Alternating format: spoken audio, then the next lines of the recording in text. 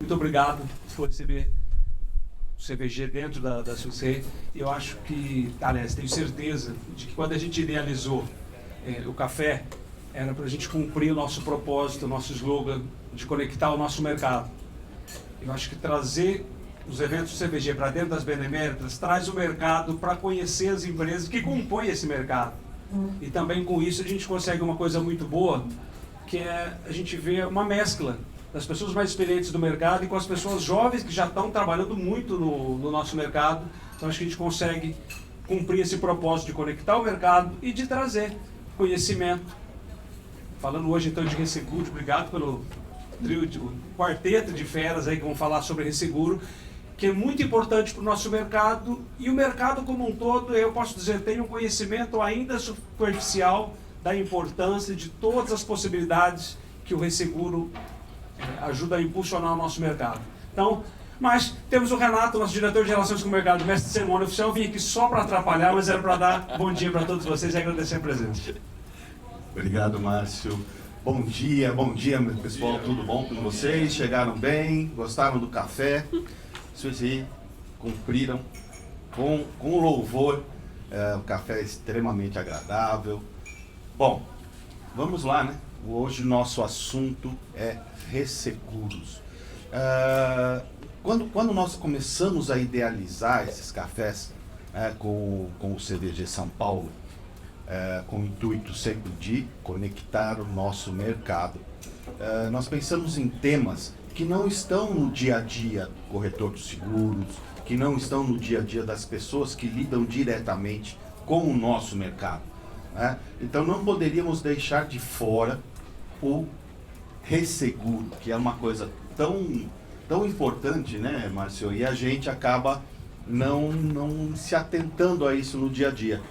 Então chamamos aqui um grupo de especialistas, de feras, de pessoas extremamente capacitadas e que conhecem esse mercado a fundo para hoje debater com a gente, explicar e falar um pouco sobre esse mercado de resseguros. Então nós temos aqui hoje, peraí que eu preciso virar aqui. O Renato não traz o óculos depois dessa. Exatamente. Vocês viram que na outra vez eu tive que pegar o óculos, né? Eu não vou citar o currículo, isso vai ser o nosso mediador Marcos que vai fazer, mas Alessandra Monteiro, Ronald Aft, é isso? Acertei? Tô bem. E Gustavo Silvestre, que são pessoas que vivem este mercado no dia a dia. Então, sem mais delongas, para a gente não ficar se estendendo, o nosso mediador, por favor, Marcos Salum, diretor adjunto do CVG São Paulo e Senior Client Manager da Swiss Re. Muito bom, obrigado.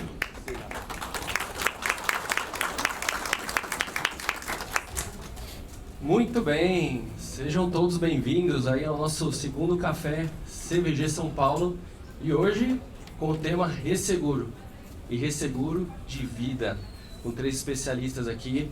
Espero que vocês tenham gostado da acolhida, do nosso café. Depois do primeiro café, cadê a Zenati? Lá na Porto, que já a régua ficou lá em cima, né? Eu sempre falo, né? Água saborizada com a cor institucional da Porto. Eu fiquei preocupado quando a gente foi para fazer o nosso aqui. Mas espero que vocês tenham gostado, sintam-se muito acolhidos. E vamos dar início aqui ao nosso tema de hoje, que é entendendo o papel do resseguro para o mercado de vida.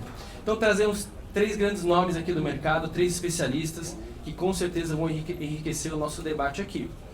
Então, para iniciar, ladies first, vou chamar aqui para o nosso palco, a nossa mesa redonda, Alessandra Monteiro. Palmas para ela, por gentileza.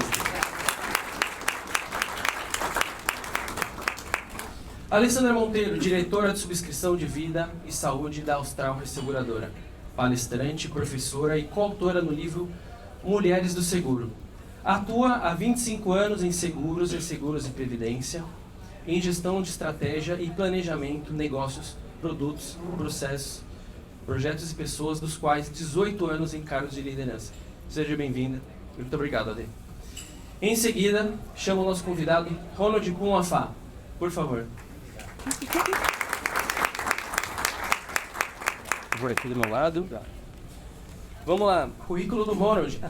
Lidera a divisão do IRB, a divisão de vida e saúde do IRB, no Brasil, desde 1997. Tem 37 anos de experiência nos mercados da América do Sul, Caribe e Europa. Atuou na RGA, Munich Re e Jane Re. É atuário, formado em Londres, qualificado pela FIA, membro da Academia Americana de Atuários, analista financeiro, CFA e fellow da Sociedade de Atuários, além de voluntário do SOA. Seja muito bem-vindo. Muito obrigado. Muito bem. E vamos lá. Vou chamar aqui ele que já é da casa, Gustavo Silvestre, por favor, da Swiss Re. Também conhecido como Gustavão, tá aqui em casa, né? Então, capaz que eu chame ele assim, sem querer. E vamos lá, Gustavo Silvestre, Senior Pricing Actuary para a região do Cone Sul da América Latina na Swiss Re, na qual ingressou em 2012, é atuário pela PUC São Paulo e contador pela Unicid São Paulo. Com MBA em Gestão Empresarial pela FGV São Paulo, com 22 anos de experiência em seguros e resseguros de vida e saúde. Muito obrigado, Gustavo, pela participação também aqui. E com isso formamos aqui a nossa mesa para esse talk show e podemos dar início aqui. Peço a gentileza da gente sentar. Em 2023, nós completamos 15 anos de mercado aberto, 15 anos, né, da Lei Complementar 126. De acordo com o último relatório da SUSEP, em maio de 2023, nós tínhamos 13 resseguradores locais, 31 admitidas e 75 eventuais, totalizando 119 resseguradores cadastrados na SUSEP. Quando a gente fala de resseguro, a gente não tem como não falar do mercado de seguros direto de vida. O mercado de pessoas, não acumulação, tem um volume de prêmios de 57 bilhões. Foi esse o valor que a gente fechou no ano passado. O seguro de pessoas até agosto, falando agora números de 2023, já acumulou 39 bilhões de reais, o que já está representando um crescimento de 7% em relação ao mesmo período de 2022. De todo esse valor que a gente comentou aqui, apenas 2%, quase 2%, um pouquinho menos de 2%, é o que se representa de prêmio cedido. Prêmio de vida que é cedido em resseguro. E a gente se pergunta, será que é pouco? Será que é muito? Quando a gente se compara, né, com os nossos vizinhos, que são nossos benchmarks, né, em alguns países vizinhos a gente tem em torno de 5%, 7%, quando a gente olha Chile, Argentina, Colômbia, México. Em alguns mercados como Paraguai e Bolívia, esse número chega a 20% ou a 40%, né? Valor bastante alto. Por que será que a gente tem essa diferença? Quando a gente aprofunda ainda mais, resseguro, e aí temos especialistas aqui para nos ajudar a esclarecer, desmistificar. Na SUSEP, né, como que está a definição?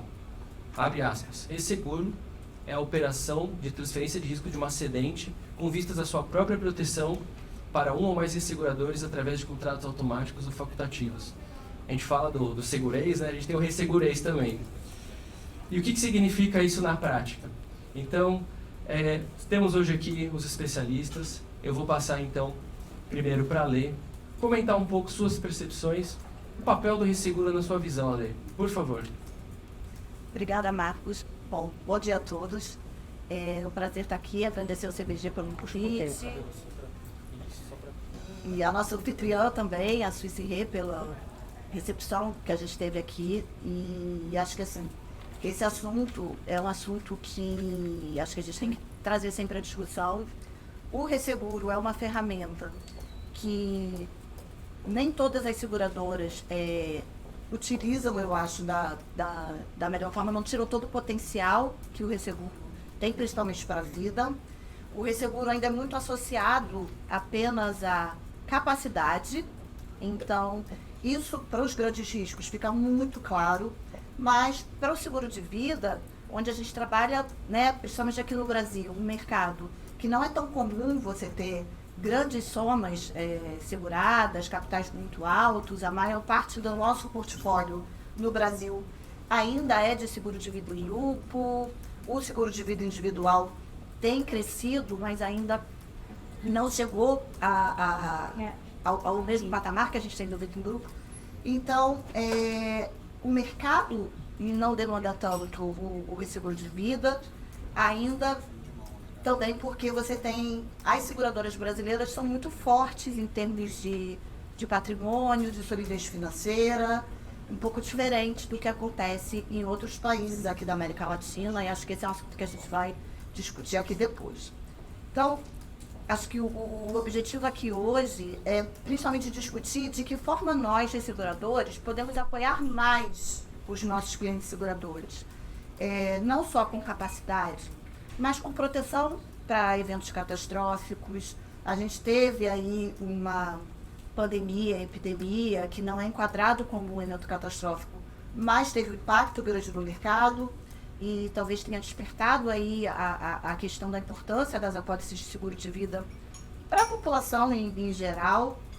Então pode ser uma forma da gente tirar aí alguma coisa boa de um evento péssimo.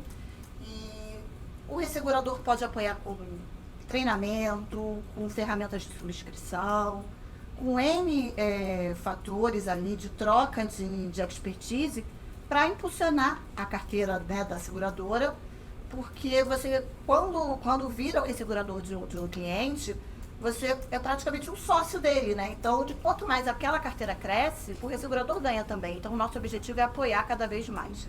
Então, acho que esse assunto é muito importante de ser discutido e, mais uma vez, agradecer aqui o CVG por promover esse debate aqui entre todos. Muito obrigado, Ale. Queria passar para o Gustavo também, colocar suas impressões sobre o resseguro por vida. Não, obrigado aí, Marcão. Vamos lá, por onde começamos, né? Resseguro de vida é um assunto amplo. Então, assim, quando a gente pensa em resseguro, a primeira coisa que vem na nossa cabeça não é a vida, né? Não é natural você pensar no ramo de vida e na interação com o ressegurador nesse ramo. O resseguro, ele é mais compra de capacidade, digamos assim. Ou seja, na cabeça das pessoas, na cabeça das seguradoras, o que vem de imediato quando você pensa em resseguro são grandes riscos. É uma grande plataforma de petróleo, é um evento que, se acontecer, vai dar um grande dano ali para a seguradora. Mas para nós que somos resseguradores, a maneira que a gente enxerga o resseguro é como diversificação. E diversificação, ele é uma parte de grandes riscos e ele é uma parte de participar em várias pontas do negócio. Participar em vários ramos, participar em vários países. Por que isso é importante, né? Isso é importante por quê? Porque quando acontece um evento que precisa de muita capacidade, que precisa de muito capital em um lugar, você tem de onde tirar dos outros lugares, né? No Vida, especificamente, a gente teve a pandemia, como a Ale bem comentou aqui, e nos últimos 2-3 anos foi o ramo que consumiu, digamos assim, o capital ali das seguradoras e das resseguradoras, mas ao mesmo tempo, durante todos os outros anos fora da pandemia, o Vida era o que também suportava as outras linhas de negócio, né? Então ele é um ramo aqui super importante para as seguradoras de terem dentro da carteira delas, né? E a maneira que a resseguradora tem de entrar, de acessar esse tipo de carteira da seguradora, é justamente desenvolvendo o produto, dando serviços de subscrição, né? Trazendo expertise, de repente dando acesso a um canal que a seguradora não tinha, né? Então tem ali uma coisa que é mais ampla do que puramente a compra da capacidade, né? Especialmente no ramo de vida. Com certeza. Obrigado, Gustavo. Agora eu queria passar para o Ronald também as suas impressões. Ok, muito obrigado a todos aqui. Que bom para ver uma sala bem cheia deste tema bem niche aqui, tá? Ok, complementando meus colegas estimados aqui. Então, que vou falar agora. Primeira coisa, concordo com eles, 100%. É que eu sempre penso em ecossistemas, não? Quer dizer, ecossistema, não? Todo mundo pensa, às vezes, o ecossistema pode ser, não sei, tecnologia, obviamente, né? Tem Wi-Fi, tem aplicativos, tem software, tem... iPads, iPhones, etc., né? Servidores satelites. E os seguros, a indústria de seguros, ou transferência de risco, tem um ecossistema enorme também, o que basicamente existe, né? Então, alguns números aqui, que Maggie, que obviamente está no Brasil, com Aegon, e foi uma companhia considerada o mais antigo da história do Brasil, que está funcionando, é 1835, tá? A Maggie está funcionando. Eu trabalhava em companhia no Caribe, em Trinidad e Tobago, em Trinidad, Guardian Life, que foi estabelecida em 1847. Grandes números, né? Lloyd's of London, tá? Que o mercado existe enorme de seguros, organizado, estabeleceu em 1688. Então, às vezes pensa, que mercado esquisito. Não, estamos aqui antes de vocês, tá? Os seguros existiam por causa dos navios e todos que no Caribe expandiram, globalizaram o mundo, né? Então, os seguros, talvez, obviamente teve seguros desde a época romanos, óbvio, né? Os clubes de funerais, né? Mas de forma organizada, tá? Os seguros estão aqui sempre, tá? Teve no mercado fechado por alguns anos, tá? Mas os seguros é muito dentro do ecossistema de seguros, para ser sincero, né? E outra coisa eu fiz aqui para ser interessante aqui. Eu fiz algumas perguntas para ChatGPT, não dos seguros. Eu falo que, imagina você vai pegar um consultor. Quais seriam as razões por que você vai pegar um consultor? Você pode checar no ChatGPT ou Bard agora com o Google, né? As perguntas, as respostas, o tópico 4 foi experiência especializada, perspectiva objetiva, custo-benefício, eficiência e foco, das razões por que você vai pegar uma management consultant, tá? E eu vou, então, para ser seguros, né, porque nós trabalhamos, tá? Exatamente essas razões, né? E vou colocar mais uma coisa, nós temos pele no jogo, tá? Que é outra coisa, você pega um cara consultor, outro cara que tem esses atributos mais pele no jogo. Eu acho que o papel dos seguros, às vezes, é um consultor que não vai acompanhar você, quando basicamente para os vendas seu investimento, seus lucros, né? Obviamente, né? E o terceiro ponto que eu fazer aqui, de verdade, Marcos já falou uma coisa de números, para falar mais. O Brasil tem um ranking aqui de latino-americano de acho que 17, 18 companhias da América Latina que compram os seguros de vida.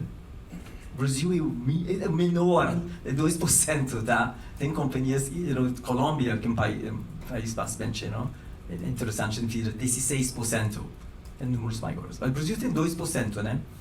E basicamente, por quê? Que mercado do Brasil, que é a realidade? Por que você está perdendo com isso, né? E quero falar basicamente duas coisas, na verdade. Primeira coisa, especialmente em vida, se fala de vida, 2% de vida, tá? A coisa mais importante dos seguros para mim, fundamental, quando fazemos um contrato, é nós, o Ocidente, como de seguros, está casando o balance com o segurador, tá? Ninguém fala isso de muita coisa, mas na verdade é um casamento dos balances, tá? Então, isso é muito interessante pensar, porque que esse casamento de balance, imagina o solvência, o fluxo de caixa, você tem a oportunidade de juntar as partes, tá? Ok? Que não está aproveitado o suficiente, em minha opinião, no Brasil, deixa oportunidade de muita discreção. Quando você tem que colocar dinheiro na sua companhia, normalmente tem que falar com o seu CEP, acionista e diário nacional. Todo mundo sabe seus negócios, todo mundo, tá? E os seguros é discretíssimo. Ninguém sabe exatamente o que está fazendo, menos, obviamente, acionistas, tá? Mas é muito discreto e acho que isso é uma grande vantagem que não está sendo explorado. Algumas companhias sim, mas a maioria não explora essa oportunidade, né? Para ser sincero, tá? E outra grande oportunidade para mim em vida é basicamente o uso de facultativos, tá? E o que é facultativo? Você vai falar não muito menos. Esse é o fundo facultativo, porque o risco você não gosta ou é muito enorme, Petrobras, uma coisa assim. E você normalmente fala não. Não usa facultativo, tá? Dado o número de IRB. IRB fala com meus colegas de property. Em sua carteira de property IRB, em property, right? Facultativo, representa 70% do prêmio, tá? 70%. Talvez o facultivo representa menos que 5%, tá? So, basicamente, o facultivo vai dar você a oportunidade para falar não menos, tá? So, esses são meus pontos, observações. Perfeito, bem colocado. Vamos lá, lembrando que tem aqui o QR Code para fazer as perguntas, tá? Eu vou agora começar com algumas perguntas que a gente pensou aqui para hoje, tá? Iniciando pelo básico, né? A gente fala muito da jornada, né? do cliente, do seguro de vida. Mas como que é a jornada da seguradora para contratar o resseguro? Então eu queria saber de vocês um pouco como que é essa jornada, como que é a tal da colocação de resseguro. Em que momento que ela acontece, quem são os agentes envolvidos, explicar um pouco aqui para o pessoal quais são as partes envolvidas e o que se envolve nesse processo. Eu posso conversar e meus colegas obviamente. Por favor. Eu acho que é muito legal a gente conversar falando sobre isso, porque quem não está envolvido no dia a dia do resseguro, muitas vezes não sabe, né? E até pode confundir um pouco com o seguro, né? A forma como você contrata o seguro, que você tem a obrigatoriedade de ter ali um corretor para fazer essa intermediação. Quais são os agentes ali, digamos, envolvidos no resseguro? Obviamente a seguradora, né, que tem ali a sua carteira de riscos e quer fazer um contrato facultativo, como o Ronaldo colocou. Você pode ou não ter a presença de um corretor de resseguros, que é completamente diferente de um corretor de seguros. Então, hoje lá na minha carteira, eu tenho contratos e negócios que têm intermediação de corretor de seguro e contratos que não têm. E alguém pode perguntar, mas o que é melhor, com ou sem corretor de resseguros? Depende muito do caso. Na maioria das vezes, o corretor de resseguro agrega no processo, apoiando a seguradora que muitas vezes não consegue sozinha apoiar ali, fazer o negócio do resseguro, porque não conhece ou porque tem alguma limitação sistêmica, né? E esse corretor ou a pessoa da seguradora responsável vai negociar isso diretamente com nós resseguradores. Em alguns negócios você pode ter um ressegurador apenas, isso no vida é bastante comum, porque você não tem demandas de grandes capacidades, mas muitas vezes a seguradora, até por uma questão de diluição de risco, né, ela prefere trabalhar com mais de um ressegurador, então ela monta o que a gente chama de um painel.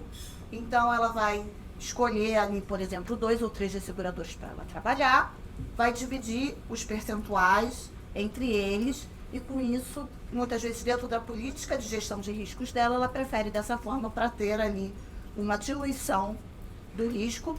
E ainda tem o outro lado, né? Muitas vezes o próprio ressegurador não quer aceitar aquele negócio 100% sozinho. Ele quer fazer parte daquele negócio, mas ele entende que é um risco muito grande eu entrar sozinho aqui. Vai ser melhor dividir isso com outros. Então, muitas vezes tem espaço para você ter ali 2 ou 3 parceiros resseguradores dentro do seu negócio. Isso faz total sentido. E acho que é importante ressaltar também que na hora de escolher qual ressegurador que eu vou trabalhar, né? Você tem alguns players aí, muitos players, na verdade, o Marcos colocou no início, autorizados pela SUSEP a trabalhar. Como que eu vou escolher? Né? Você tem a questão de preço, que é levado em consideração, obviamente. A seguradora quer ter o risco dela bem gerido, mas ao mesmo tempo ela também não quer pagar mais caro, ela quer ter o menor preço possível. E te digo que essa questão do preço, nós aqui que estamos desse lado sofremos às vezes, porque a seguradora quer espremer a gente, e a gente também tem margem, a gente também precisa dar retorno para o nosso acionista. Então, equilibrar esses pratinhos aí, acho que é difícil, é o papel que a gente tem ali na negociação. E o que acaba acontecendo é que a seguradora também tem que olhar outras coisas. Por exemplo, a partir do momento que ela passa parte da carteira para o ressegurador, isso não é diferente do conseguro, por exemplo, isso não é transparente para o cliente. final, seja de pessoa física ou pessoa jurídica. O cliente que está comprando o seguro com a seguradora X, ele não tem ali clareza de a seguradora está aceitando a minha pólice e está passando 50% para um ressegurador. Ele não sabe disso. Para ele, né, e juridicamente, quem tem responsabilidade de pagar a ele caso de sinistro é a seguradora. Então a seguradora tem que ter um cuidado também na questão da análise do crédito, né? Fazendo uma análise do que a gente chama aqui no segurez, da security do parceiro dela.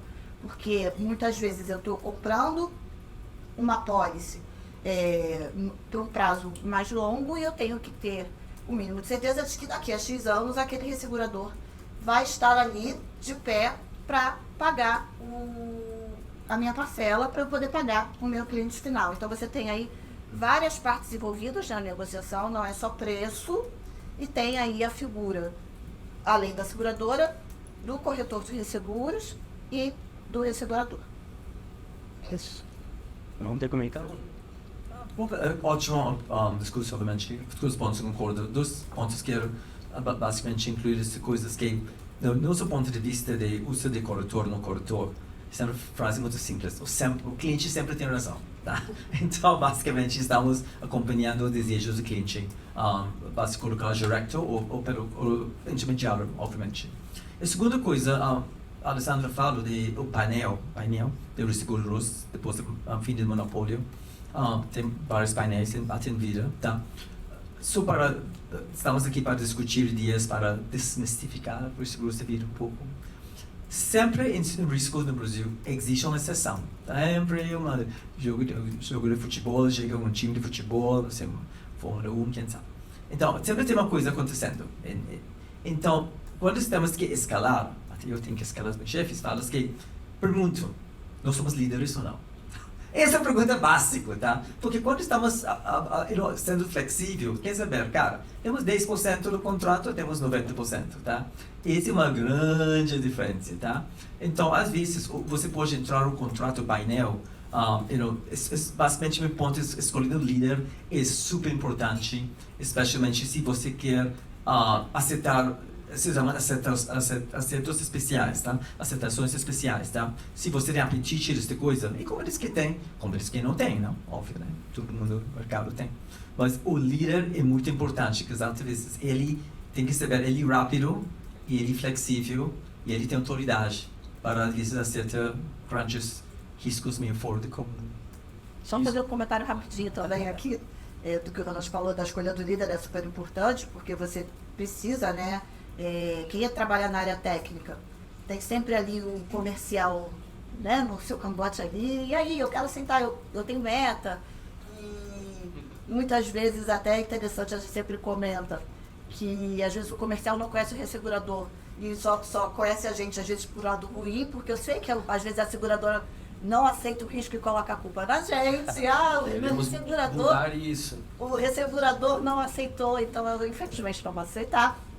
Isso acontece, mas isso que ele falou é importante. Também ser flexível, não tentar às vezes ser realista demais, e aí a seguradora não vai vender nada e o contrato vai ficar esvaziado, digamos assim. E falando da busca, né, da compra do resseguro, perguntar para o Gustavo, essa busca por resseguro, ela vem por diferentes necessidades, né? Como vocês falaram, de repente catástrofe, de repente frequência, novo produto. Você pode comentar um pouco sobre as diferentes necessidades do resseguro e o que geralmente a gente como ressegurador espera da seguradora, das cedentes, de informação para poder sair com uma cotação, uma oferta de resseguro adequada? Não, certeza. Obrigado aí, Macau. Um dos comentários que eu ia complementar, inclusive na pergunta anterior, o agente da compra de resseguro, algumas vezes também depende de qual é a demanda da seguradora. Muitas vezes, quando é um desenvolvimento de produto da seguradora, a gente tem um envolvimento ali com a área de resseguros da companhia, mas a gente tem muito envolvimento também com a área de precificação, a gente tem muito desenvolvimento também com a área de produtos da seguradora, né? Dependendo do caso, né? Se é, por exemplo, gestão de capital, por exemplo, a gente vai acabar tendo muita conversa com o CFO da companhia, a gente vai ter muita conversa com a pessoa do departamento contábil, do departamento tributário da companhia, né? Então, na compra de resseguro, digamos assim, normal, aquela colocação de contrato, que é por capacidade, é 100% do que eles disseram aqui. Quando a gente parte para um desenvolvimento de produto, quando a gente parte para uma solução de capital, né, onde a gente vai fazer ali a análise do balanço financeiro da companhia, os agentes da compra de resseguro, eles acabam modificando um pouco, né? E obviamente, assim, ter o broker ou não ter o broker, ele pode acontecer, isso vai muito mais da seguradora do que do ressegurador, né? É muito mais uma escolha da seguradora, falar, eu quero fazer essa gestão sozinho, ou eu quero fazer essa gestão com o acompanhamento aqui de uma pessoa especialista, né? Acho que é isso, né? E assim, em relação à qualidade de dados, no processo de cotação, normalmente a gente recebe os pacotes, né, de renovação, onde tem lá toda a carteira da seguradora, a gente vai analisar o quanto tem ali de sinistro para ser pago no próximo ano ou ao longo dos próximos anos, e sobre esse sinistro a gente vai colocar uma margem que dá o preço, né? Quanto melhor for a qualidade dos dados, mais segurança a gente tem no sinistro e menos margem a gente vai precisar colocar de segurança para dar o preço. Que é o processo que a gente chama de submission, né? A submissão dos dados. Não sei, Ale e Ronald, vocês querem comentar um pouco também sobre esse ponto? Sim, acho que só complementando o que o Gustavo falou, que é super importante a questão dos dados. Eu brinco que quando a gente recebe dados incompletos, dados de uma qualidade ruim, muitas vezes o ressegurador acaba completando essa ausência de dados com preço, né? Quanto mais qualidade nos dados e mais precisão na informação, melhor eu consigo precificar e muitas das vezes mais certeza daquele preço, eu vou conseguir ter o preço mais justo, mais adequado. Se eu tenho pouca informação, muitas vezes eu vou ter que supor ali um cenário um pouco mais agravado e isso vai dificultar. Então, quando a gente às vezes fica voltando em vocês, ou no broker perturbando vocês, pedindo mais informação, é pro bem da própria seguradora, no sentido de que eu consiga ter uma precificação melhor e mais adequada. Mas só isso que eu queria. Basicamente, os dados é como este iPhone aqui, não? Você pode olhar esse lado e você vê o vermelho, né? Tá? Obviamente, todo mundo olha o vermelho, né? E obviamente, você olha outro lado e você vê preto, não? Só que está preto na água, então. Outra imagem, eu correndo, tá? Então, esta é a pior situação para os dados. Quando um lado vê vermelho e outro vê outra imagem, tá? E isso dá uma confusão total na precificação, tá? Porque visitamos muitas companhias e todo mundo fala, estamos pensando em limpeza, esquece o passado. Mas seria muito legal se você fala limpeza de carteira, você muda a sua subscrição, você tem uma nova política escrita, tá? Esse seria muito legal, para ser sincero, tá? Ok, Covid por Covid, obviamente, né? Mas às vezes, talvez, companhias estavam entrando grandes contas que não deu certo, por muita pressão, talvez, ou basicamente estava com algumas indústrias com ocupações com risco, não sei, ou basicamente, talvez um grupo de aposentados e não teve muito bem precificado a mortalidade, etc.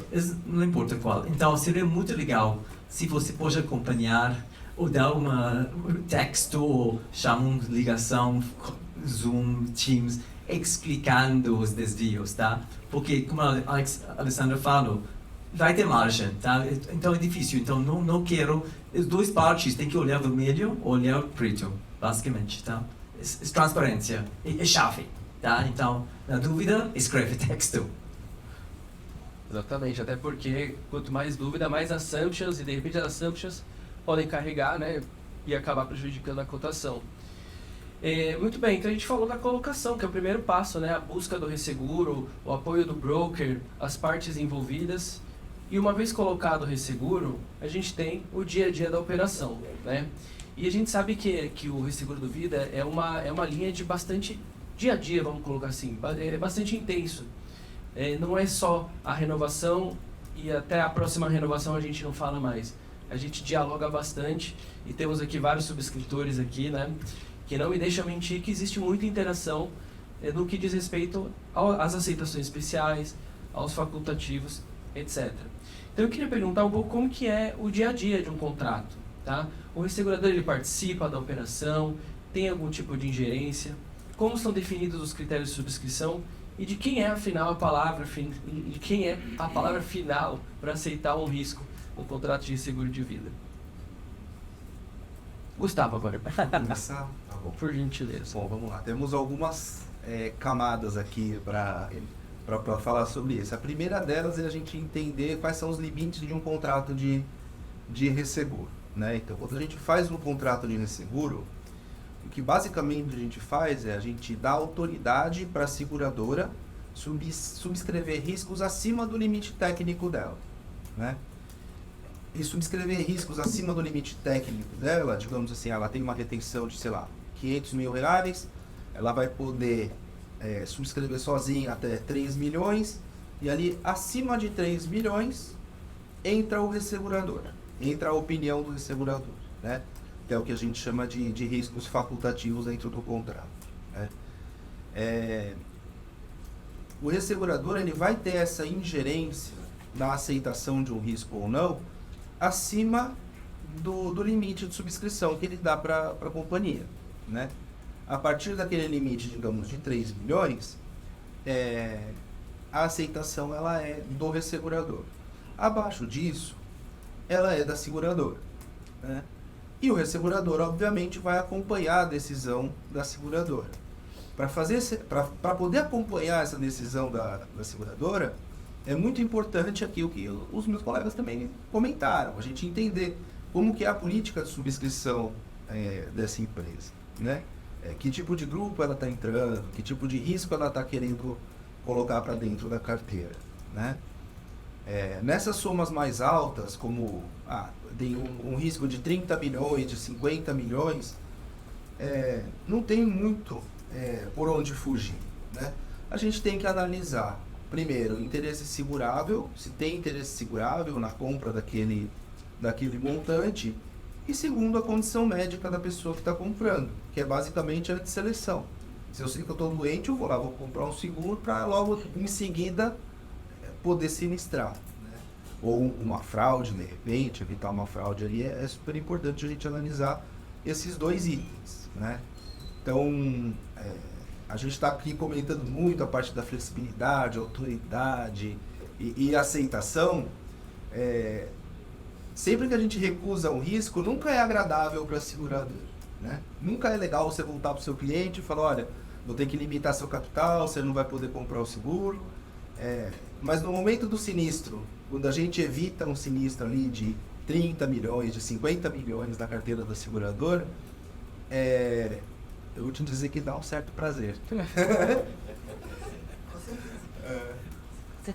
E complementando, todos esses critérios, né, de até onde a seguradora subscreve sozinha, quando que ela vai pedir opinião do ressegurador, que tipo de documentação vai ser necessária, isso tudo é definido no momento em que você está fechando o contrato. Isso é muito importante, né? Quando você, isso é parte da negociação. Quando eu mando uma proposta de cotação daquele contrato para o meu cliente, eu mando não só preço, mas eu mando também todos esses critérios de subscrição. É muito importante que isso seja combinado previamente, né? Para depois não ter até nenhum tipo de inconveniência. A seguradora, mas você não me disse que precisava desse documento. Não, foi tudo combinado antes. Claro que exceções existem e às vezes a seguradora tem um negócio muito importante para ela do ponto de vista comercial. E aí ela vai pedir para o ressegurador se naquela situação específica você pode flexibilizar alguma regra. Isso é tudo uma questão de se conversar. Mas essas regras todas são definidas muito no início. Então, no meu contrato, eu posso aceitar riscos de até X milhões. De tanto a tanto, a seguradora vai aceitar sozinha.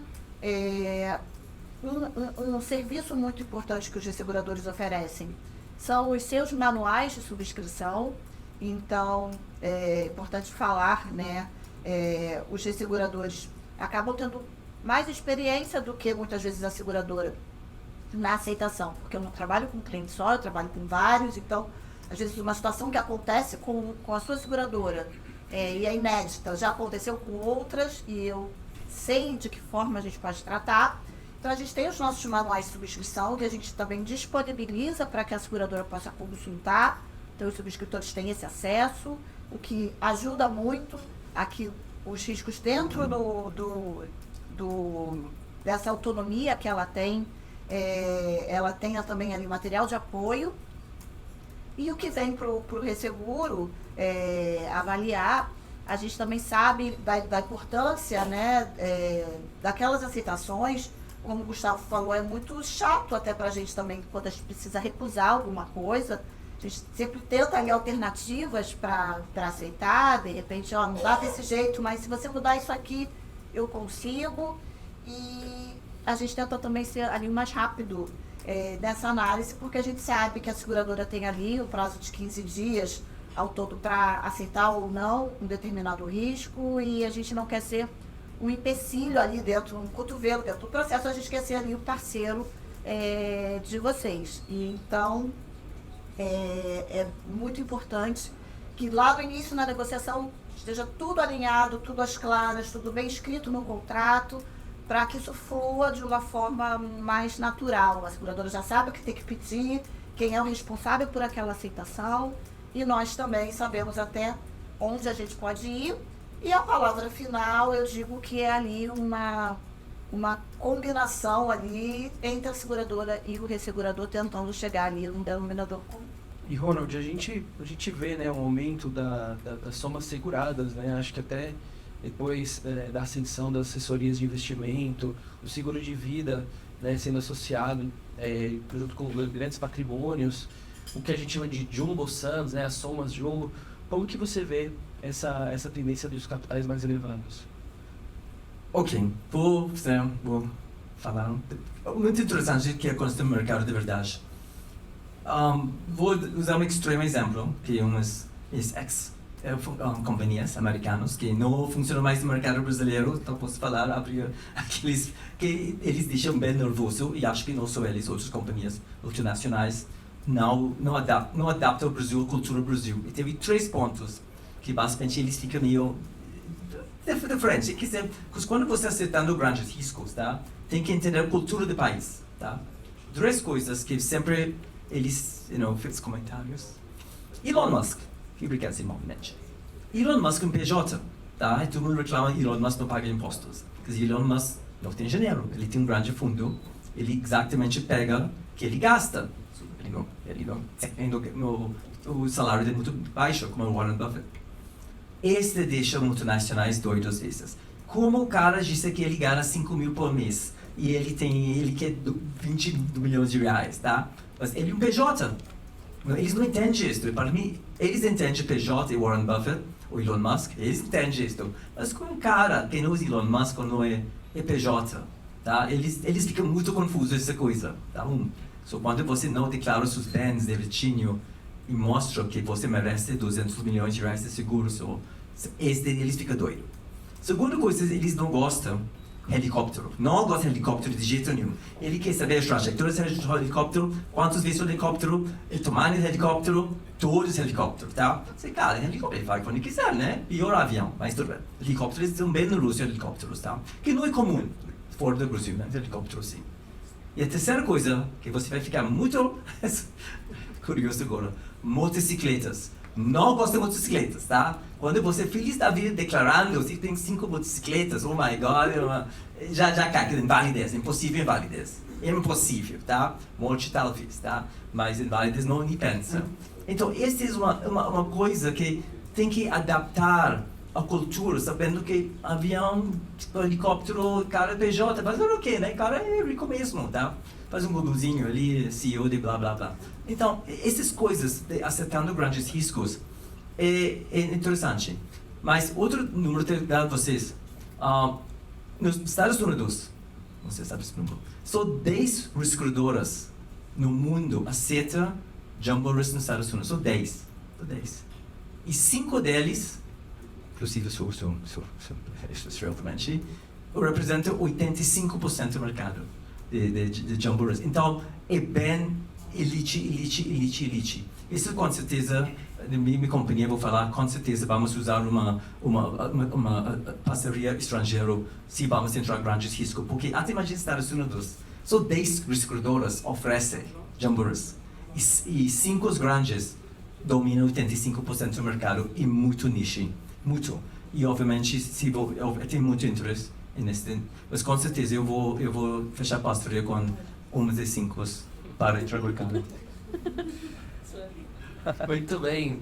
E, bom, falamos que o resseguro não é só capacidade, não é só somas elevadas.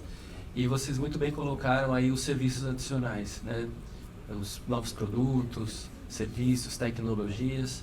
E o nosso último bate-papo, que foi na Porto, a gente falou sobre as coberturas utilizadas em vida, né? Que é algo que nós resseguradores falamos bastante com as seguradoras.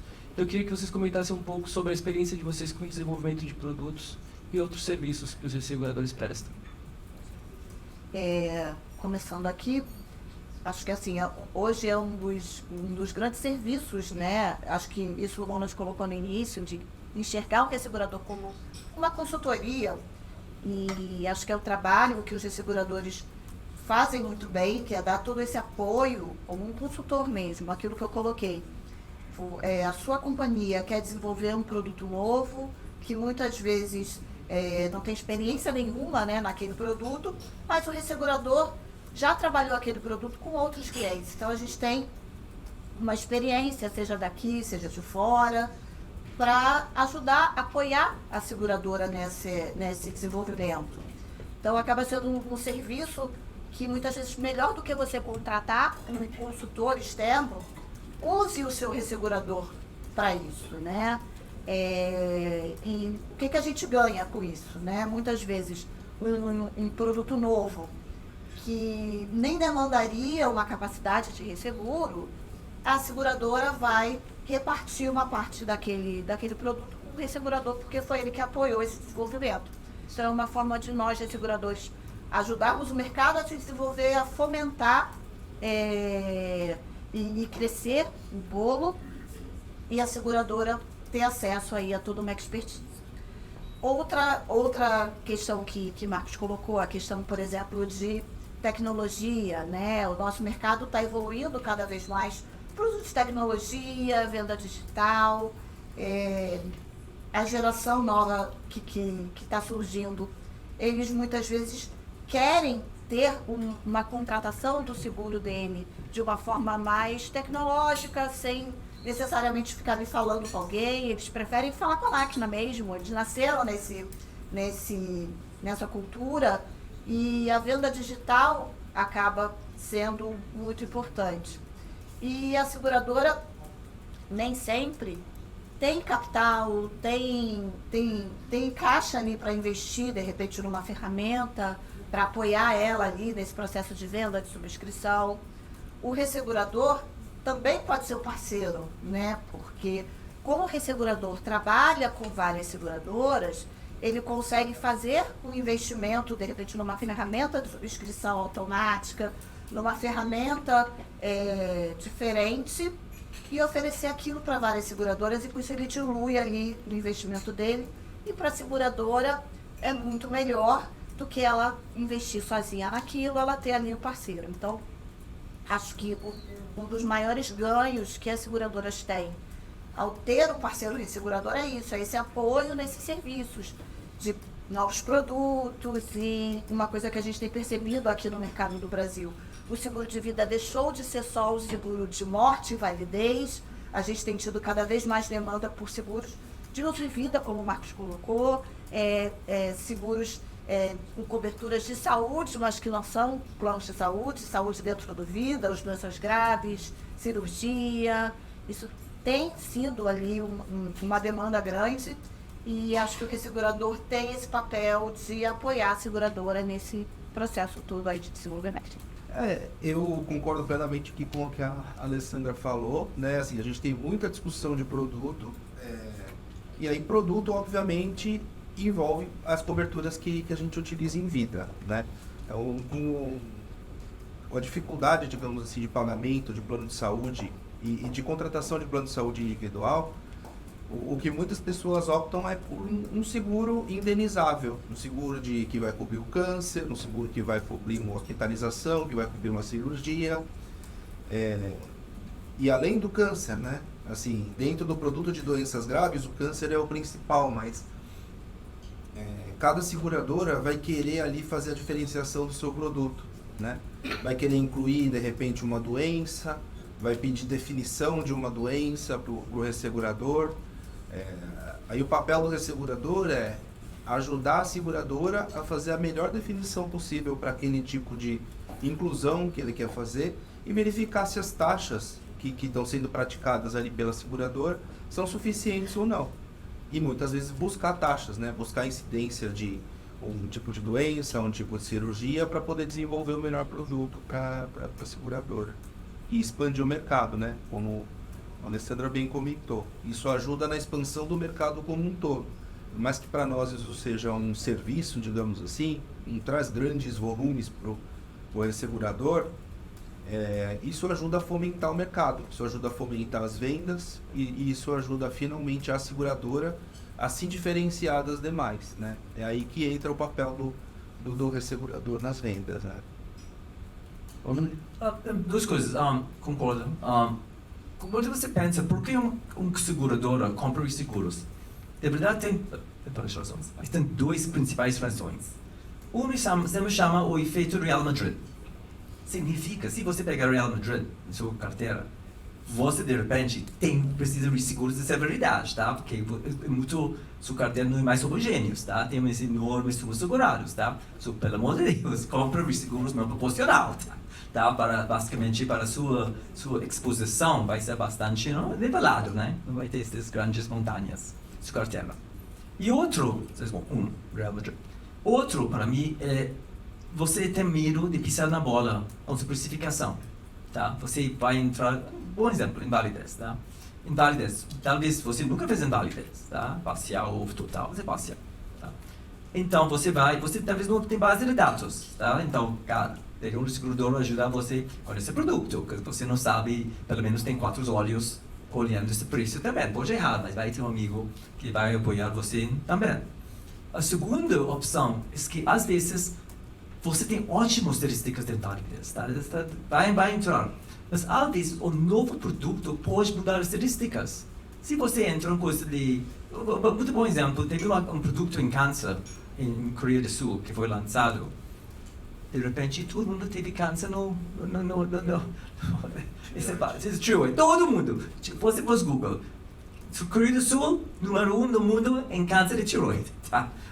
É verdade. Tem razões por quê, mas uma razão é que teve esse produto que pagava para câncer, tá? E mudou as estatísticas completamente, tá? Então, isso às vezes, até o melhor morte normalmente ninguém gosta de morrer, isso é ótimo. Mas esses produtos se chamam living benefits, tá? Este pode mudar às vezes, quando você... É como um plano de saúde, não? Alguém fala, oh my God, tem ótimo fisioterapia dentro, todo mundo faz terapia. Ou trata autismo, todo mundo trata autismo de repente, não? Só às vezes um segurador é bom para acompanhar o cliente, para também olhar a frequência também. Pelo menos vai ter 2 caras olhando a frequência, o segurador ou a seguradora, tá? Depende às vezes, mas novos produtos... sempre é bom consultar sobre a seguradora. E outra coisa também, quando você fecha seu painel ou da liderança também, se sua seguradora tem apetite de risco, né? Isso é muito importante saber também. Vou só complementar uma coisa que eu esqueci aqui. Outra coisa que é importante complementar são canais de distribuição aqui, eu acho, né? Muitas vezes a frequência vai mudar pelo tipo de subscrição que é feita e pelo canal de distribuição que você está usando. Você usa um canal de distribuição que é especializado, a gente tem vários aqui, corretores que conhecem o cliente, que vão fazer ali uma subscrição adequada, a incidência vai ser uma. Se você usa ali um canal de distribuição que é massificado, que não tem subscrição nenhuma, qualquer um chega lá, compra e já utiliza, a frequência vai ser outra, né? Então esse tipo de diferenciação também é importante, né? E os 4 olhos, como o Ronald comentou aqui do ressegurador, ajudam nessa em ter essa segunda opinião, em ver um risco que às vezes a própria seguradora não está enxergando. E vocês mencionaram também tecnologias, né? Então, novas tecnologias, inovação, isso é bem comum na nossa agenda, né, com as seguradoras. Talvez não muitos conheçam, né, mas o tema da telesubscrição, a automação, a digitalização da subscrição, que faz com que a jornada de contratação seja mais simples, né, menos invasiva, é algo que, né, foi muito impulsionado pelos seguradores. Então eu queria perguntar para vocês justamente sobre isso, sobre novas tecnologias e para cada um desses canais, desde o canal mais massificado, mais digital, que cresceu bastante com a pandemia, até o canal especializado de corretor. Como isso pode beneficiar toda a cadeia do mercado de vida? Bom, acho que assim, o principal ganho que você tem hoje com o uso da tecnologia muitas vezes melhorar a experiência do cliente, né?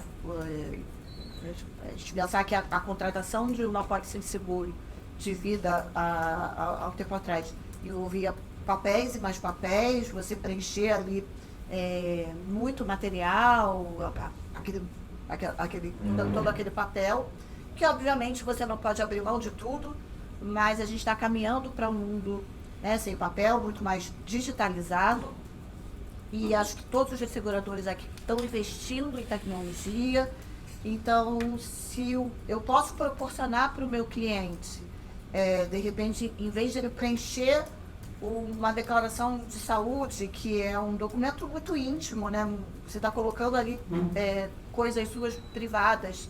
Se eu posso, de repente, em vez de preencher aquilo na frente do corretor, que muitas vezes é um amigo, um amigo da família, se em vez disso eu posso, por exemplo, como ele falou da telesubscrição, receber uma ligação de um profissional de saúde que vai fazer aquelas perguntas, eu vou poder responder de forma muito mais privada e muito mais confortável, por que não, né, trabalhar dessa forma?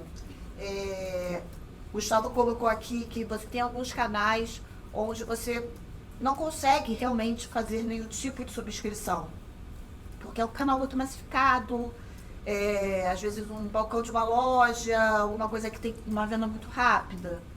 Por que de repente não investir em tecnologia, como a gente tem hoje, para você usar dados do passado para tentar prever e medir aquele risco, como o mercado muito, muito bem faz, por exemplo, no lado financeiro, né? Hoje todos nós temos lá o nosso score de crédito que diz se a gente provavelmente é um bom pagador, não é? E o mercado financeiro usa muito isso para dar crédito.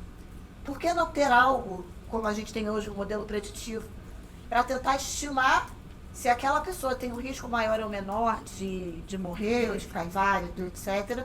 Colocar isso lá na ponta para que, mesmo sem ter subscrição, eu consiga ter ali um mínimo de aceitação, né? Eu não vou aceitar no escuro ali. Entra tudo, não, eu tenho ali algum tipo de análise. Então, acho que o mercado ressegurador está caminhando muito, né, para usar ferramentas de machine learning, inteligência artificial e tudo isso para proporcionar uma melhor experiência para o usuário final, que é a pessoa que está contratando o seguro, sem abrir mão de algum tipo de análise, porque é muito importante a gente ter ali uma análise de risco. Então, acho que a gente também está investindo nisso e consegue apoiar as seguradoras nesse tipo de análise, né, mais tecnológica, como o mercado está caminhando. Ronald, Gustavo?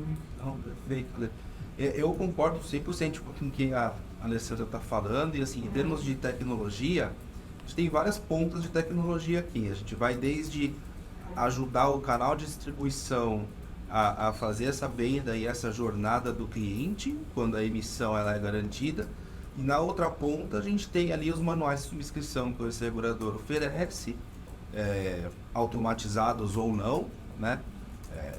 Você entregando para o cliente fazer as perguntas e respostas, ou você tendo dentro da seguradora essa área de subscrição que vai fazer a análise ali do preenchimento do risco. Isso vai depender muito mais do volume, digamos assim, de cada negócio.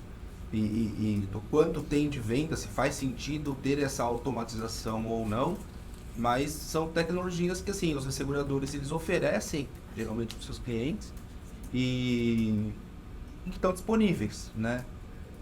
Assim, ou seja, como parte do ecossistema é importante saber que nem sempre a seguradora precisa atuar sozinha na compra desse tipo de tecnologia. Eu tenho 2 comentários nessa coisa. A primeira coisa qual está aqui, meu escritor de stream. Não sei se existe aqui melhor forma de subscrição.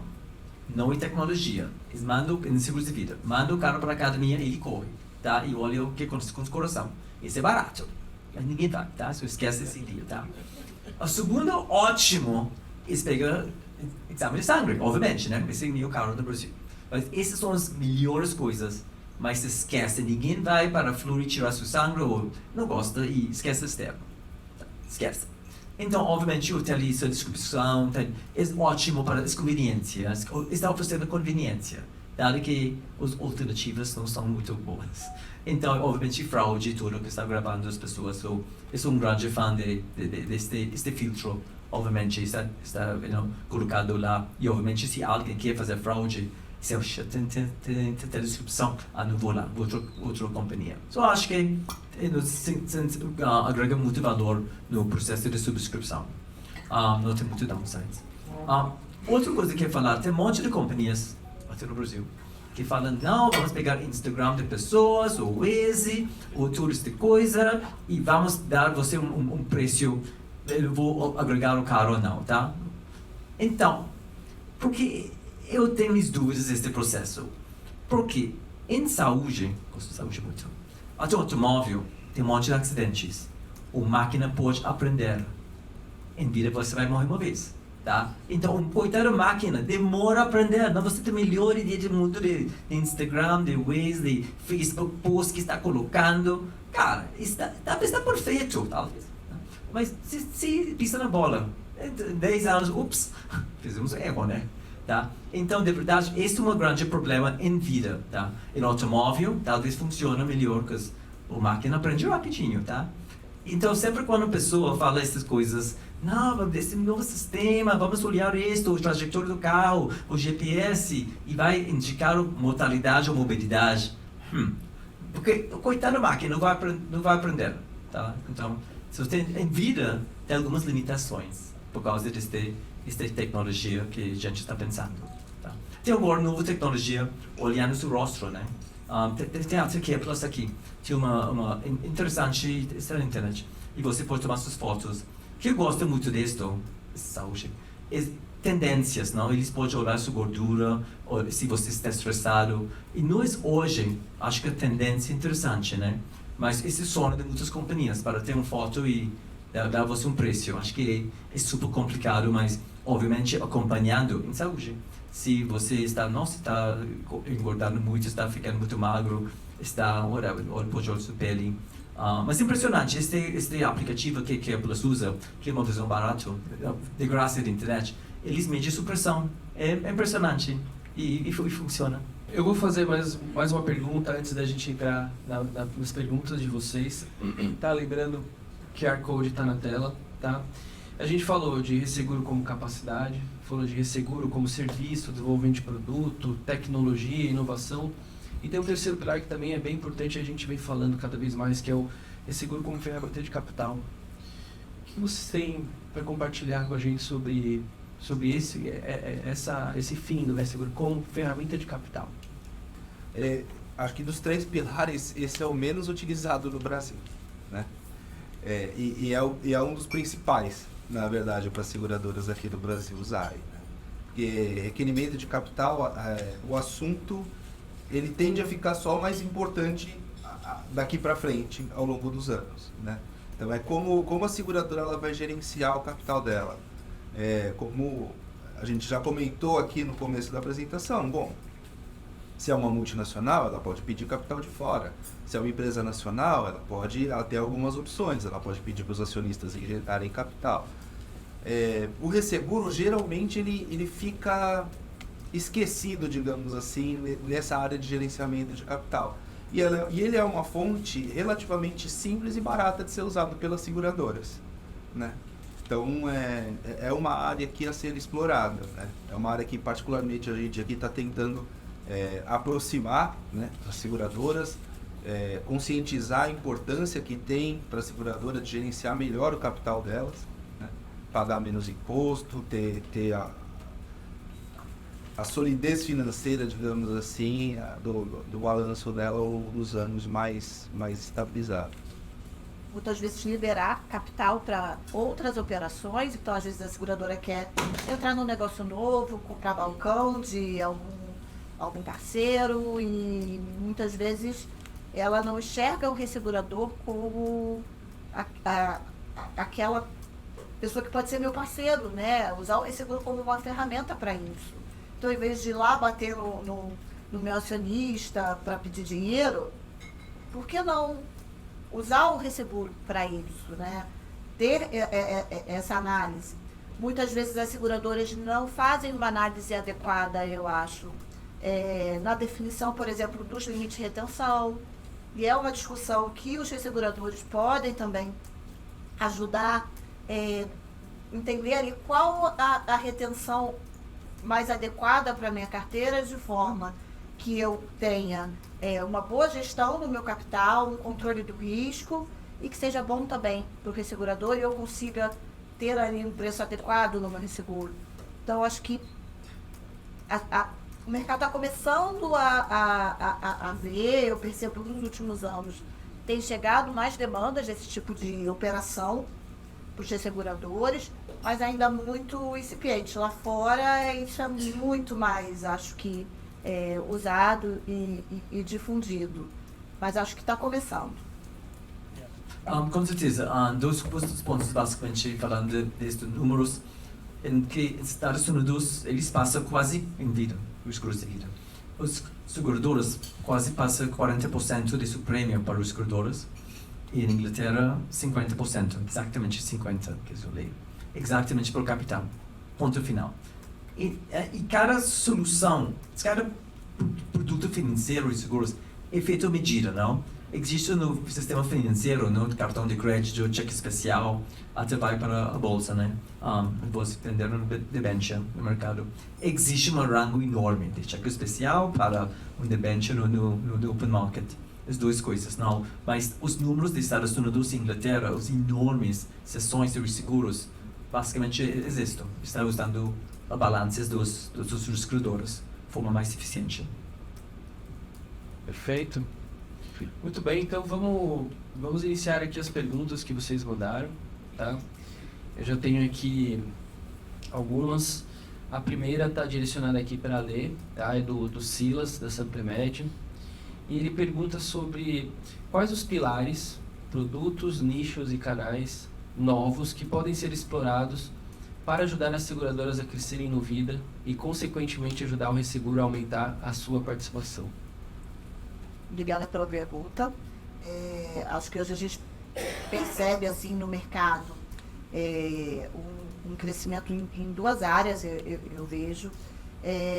Acho que o vida individual cada vez sendo mais explorado pelas seguradoras que eram muito focadas em vida em grupo, olhando para esse mercado, querendo desenvolver produtos e focar nisso, e eu acho que é muito legal, porque quando a gente avalia países mais desenvolvidos que o Brasil, o seguro de vida individual é o grande carro-chefe do seguro de pessoas, é muito forte, as pessoas têm essa preocupação em ter proteção, e acho que a pandemia trouxe um pouco isso, então eu percebo ali um canal muito importante ali no vida individual, e que também, por ter somas seguradas maiores, o ressegurador tem um papel muito importante ali dentro, seja com capacidade, tudo aquilo que a gente falou aqui, né? Capacidade, ferramentas, tecnologia, apoiando ali a seguradora.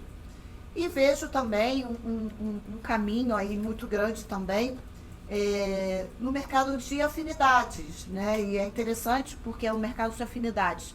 É um mercado onde você tem pela própria natureza deles, são umas seguradoras pequenas, que não demandariam resseguro, e acho que por esse despertar da questão do apoio do ressegurador em ferramentas e gestão de capital, as seguradoras têm nos buscado mais para apoiar em algumas operações voltadas ali para os seguros massificados, compra de balcão, apoio, muitas vezes com comissão, adiantamentos e ferramentas de capital mesmo para que ela consiga entrar naquele negócio com o nosso apoio. Então, acho que hoje eu vejo o mercado muito voltado para esses dois lados aí, o vida individual, o investimento nele e o investimento em seguros de afinidades com a parceria do ressegurador, que o seguro de afinidade sempre esteve aí, né? Mas acho que agora as seguradoras estão vendo que mesmo com uma soma segurada baixa, o ressegurador pode apoiar aquela operação. Perfeito. Ronald, Gustavo, querem complementar? Eu vejo duas coisas, oportunidade no Brasil, que eu acho que pode ter muitos mais volume. Uma é cross-selling, não? Eu sou cliente de Porto, fiz da vida, tu também. Ninguém me oferece outros seguros, tá? Não como os bancos sempre estão mandando um produto novo para mim, tá? E no dental, por exemplo, eu não tenho nomes como dental, ninguém está oferecendo seguros para o clientela que já gostou, cliente de dental, já gostou seguros do seu automóvel, quando tem sinistro, porque ninguém tenta oferecer você um seguro de vida, tá? O cross-selling em vida é bem tímido, pela palavra, tá? Tímido. Só acho que é oportunidade lá, tá? A segunda coisa, eu acho que upselling. O que é upselling, por exemplo? Vida coletiva, tem vida coletiva, que é o grande carro, é o chefe do Brasil. Vende um pouco mais para os funcionários que estão lá, não dá uma opção. Tu acha que é meio doido, mas não, Gym Pass faz isto. Adoro Gym Pass. Basicamente, você tem uma coisa muito basicão e você decide que pagar mais, tá? E você vai, melhor academia, vai a Londres, vai a Miami, Argentina, você já usa o Gym Pass nesses lugares.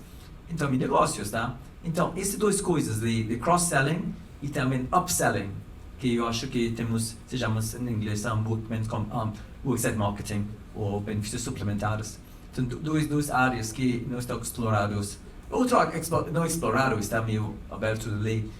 Os fundos fechados, não? Eles agora podem comprar seguros ou resseguros diretamente. Então, tem um monte de fundos fechados que eles oferecem benefícios de vida e invalidez.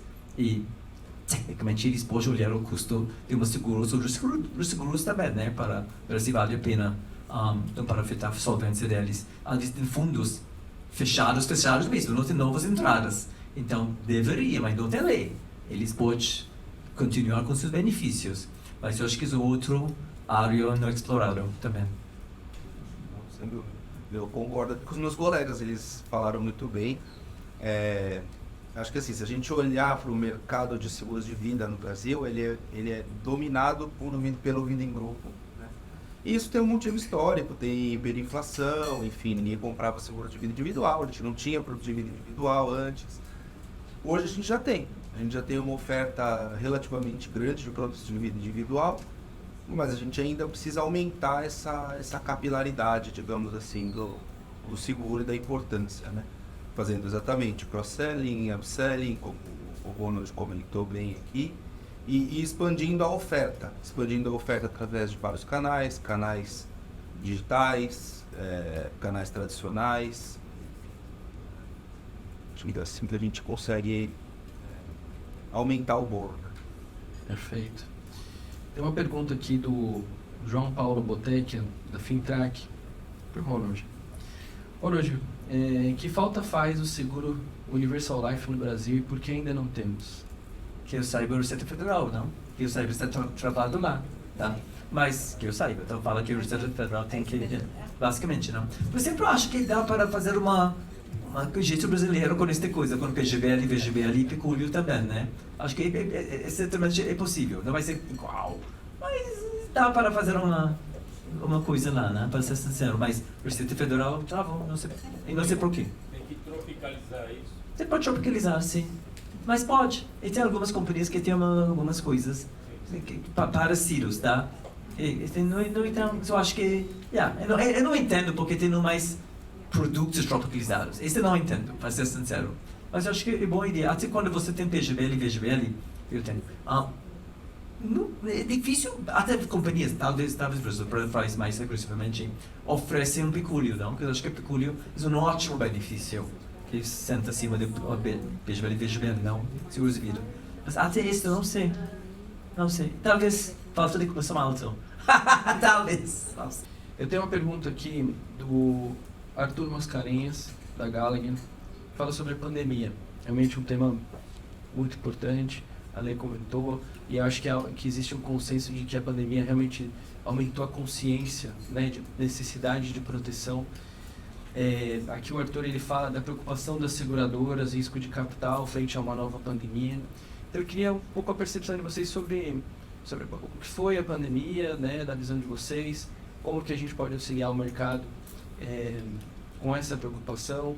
Ele menciona também as discussões na FENABER relacionada à proteção, né, para uma possível nova pandemia. Então, queria comentar com vocês sobre esse assunto. Bom, acho que o Covid foi um divisor de águas aqui para o nosso mercado.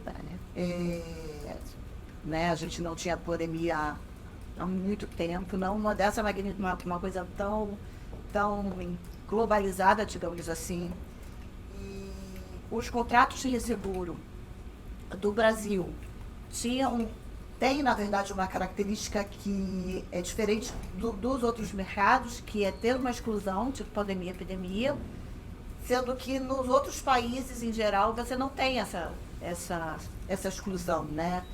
E eu acho que a gente teve aí uma demonstração para a sociedade de uma parceria muito grande do mercado segurador e ressegurador, no sentido de pagar os sinistros de Covid, apesar da exclusão. Então, acho que o mercado segurador agiu muito corretamente, porque o dano de imagem que o mercado teria, com toda a comoção social, né, que a gente tinha da pandemia, negar esses sinistros, apesar de juridicamente estar correto, né, a pessoa comprou, pode citar lá que está excluído, e é isso, teria um dano de imagem, acho que irreparável, né? Então, eu sou super a favor da decisão que foi tomada, mostrar para a sociedade que na hora que precisa, estamos juntos e os sinistros foram pagos. Com certeza foi um prejuízo, mas não pequeno, até perto do que poderia ter sido. E o mercado ressegurador, em sua maioria, estava lá junto. Então, isso também foi uma demonstração de parceria, então, estamos juntos com vocês e vamos pagar. E o que isso gerou, né? A gente tem aí estudos que mostram que o que se previa antes, que uma pandemia a cada 100 anos. Não, sabemos que isso não vai ser assim, com, né, um mundo mais globalizado. Um vírus ou alguma coisa do tipo vai se difundir muito mais rápido. Então a gente não sabe se daqui a 5, 10 anos teremos hoje, espero que não, mas se acontecer, acho que temos que estar todos preparados. Então existem discussões hoje já no âmbito das federações, como uma discussão do mercado mesmo. Acho que não tem que ser algo, né, individual. Acho que a gente tem que realmente se unir para buscar uma solução. Então existe essa discussão entre FENABER, FENAPREV, para que você tenha uma adaptação até do Brasil estar mais próximo do clausulado internacional, digamos assim, de seguros, que tem cobertura para epidemia, pandemia. Então, falando aqui do meu lado, a gente tem essa questão de evoluir para isso, né? Se a seguradora alterando os produtos dela, para ela dar cobertura, a gente vai seguir essa definição nos produtos por risco, não na questão catastrófica, mas nos produtos por risco. Então, isso despertou, né, essa consciência de que se necessita de uma proteção mesmo para isso.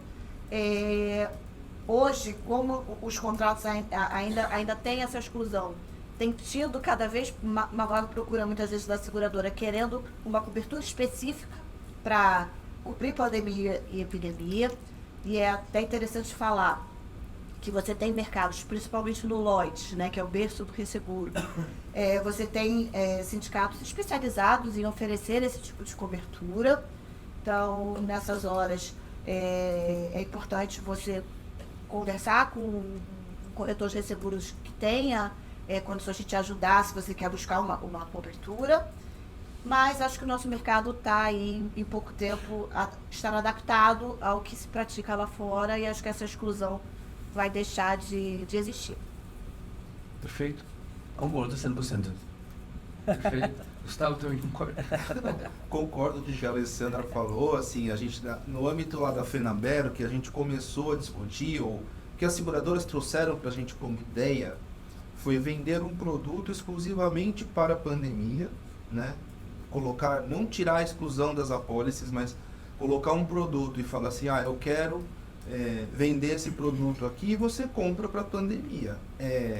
A gente imediatamente recusou essa proposta por ser muito antisseletiva, né? Então, obviamente, logo depois da pandemia, você tem uma conscientização, muita gente vai comprar. Daqui 2, 3 anos, não sei se a conscientização vai ser a mesma, muita gente vai cancelar a apólice. Antes de ser anunciada a pandemia, você começa a ter ali algumas notícias e é muito difícil para a seguradora gerenciar e cortar a venda do produto na iminência do risco acontecer, né? Então, a nossa sugestão ali no âmbito da FENABER foi exatamente de tirar a exclusão de pandemia, que é uma coisa que é feita no mercado lá de fora. E isso é feito no mercado lá de fora porque grande parte das apólices lá de fora são de vida inteira. Uma apólice de vida inteira não pode ter uma exclusão de pandemia, porque em algum momento a pessoa vai falecer, seja um motivo ou outro, né?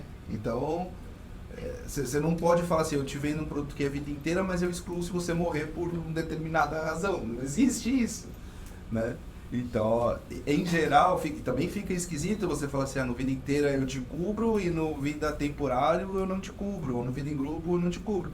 Então, em geral, lá fora, não existe essa exclusão de pandemia. Então, o que a gente fez aqui no Brasil foi tentar alinhar essa prática ao que vem de lá de fora, né? E eu acho que isso existe no Brasil muito pelo histórico do mercado brasileiro, né? Como eu tentei comentar aqui no começo, assim, grande parte do trabalho do ressegurador é diversificar risco, né? E pandemia é um risco dificílimo de ser diversificado. E quando acontece uma pandemia, ela acontece no mundo inteiro, né? Então, basicamente, a gente tem que diversificar isso com outras linhas de negócio, entre regiões geográficas, quando a pandemia está pior num lugar, está melhor em outro. Então, a gente vai fazendo dessa maneira, né? Aqui no Brasil, a gente acabava tendo isso pela falta de diversificação em grande parte, né? Tinha essa exclusão. Agora, a gente já está no mercado aberto aí há já 15 anos, então já estão bem mais maduro em relação à oferta, digamos assim, tanto de seguro quanto de resseguro, e isso já é assunto superado, eu acho. Muito bem, obrigado, Gustavo. A gente tem algumas outras perguntas que chegaram aqui pra gente, por uma questão de horário a gente não vai conseguir cobrir, mas vocês podem acessar a gente depois, após aqui o evento, tá? Eu queria aproveitar esses últimos minutinhos finais para as considerações finais de vocês sobre o bate-papo de hoje, sobre o futuro, né, do mercado do resseguro de vida aqui no Brasil, para a gente poder encerrar esse nosso evento. Bom, vou começar então. Só agradecer, acho que foi um evento muito legal de ter participado, acho que esse formato talk show é muito bacana, porque é uma coisa informal, é como se estivéssemos aqui numa discussão entre amigos, discutindo, falando de um tema importante, relevante.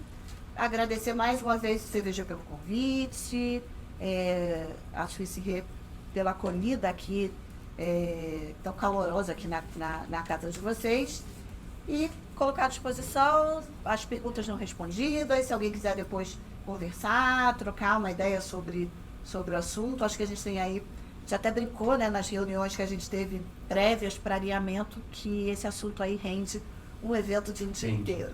Então, Quem sabe a gente não faz aí um dia do Resseguro, Exatamente. abordando mais em detalhes vários assuntos aqui. Obrigada. Boa noite. Adoro números, só vou terminar com o número que eu vi no último almoço do CVG, lembro bem sem você, que todas as mortes no Brasil desde o Covid, só basicamente 15% das pessoas que morreram teve seguros de vida. Acho que este é o protection gap que a industry quase inventou, tá? Mostra o 15%, imagina, tá? Nesse 15% que teve seguros, 80% dos seguros de vida, é uma vida coletiva, tá? Ou seja, o protection gap está enorme, o buraco de proteção enorme lá, tá? Ou basicamente acho que os seguradores temos no seu ecossistema, tem uma tendência para vender para as mesmas pessoas sempre, né? E esta pandemia mostra que 85% dos mortes não teve cobertura, não? Então, você me fala, the sky's the limit, não? O teto está lá para nós. Eu acho que é uma enorme oportunidade em vida. Perfeito. Gustavo, por favor. Também só agradecer aí o convite, agradecer o CVG, Marcos aí pela mediação, Ronald e Ale pela conversa também. Muito obrigado. Perfeito. Eu queria também aproveitar para agradecer a todos que vieram em nome do CVG, em nome da Suizei aqui hoje. Espero que vocês tenham gostado. Já está no slogan do CVG, né? Conectando o nosso mercado. Desse tipo de evento, esse tipo de bate-papo super informal, essa mesa, esse talk show, né, que a gente fala, é justamente para isso, para a gente se conectar e falar de assuntos relevantes. Tivemos o primeiro na Porto, tivemos esse agora de Resseguro e vamos seguir promovendo esse tipo de diálogo com o mercado, né, Renato? Queria aproveitar também para agradecer a Lúcia pela organização aqui na figura do CVG, tudo feito com muito capricho, ao staff da Suizei que também ajudou a gente a preparar tudo isso aqui para vocês. E mais uma vez, muito obrigado a todos que estão aqui hoje e continuamos aí conversando nos próximos dias. Muito obrigado.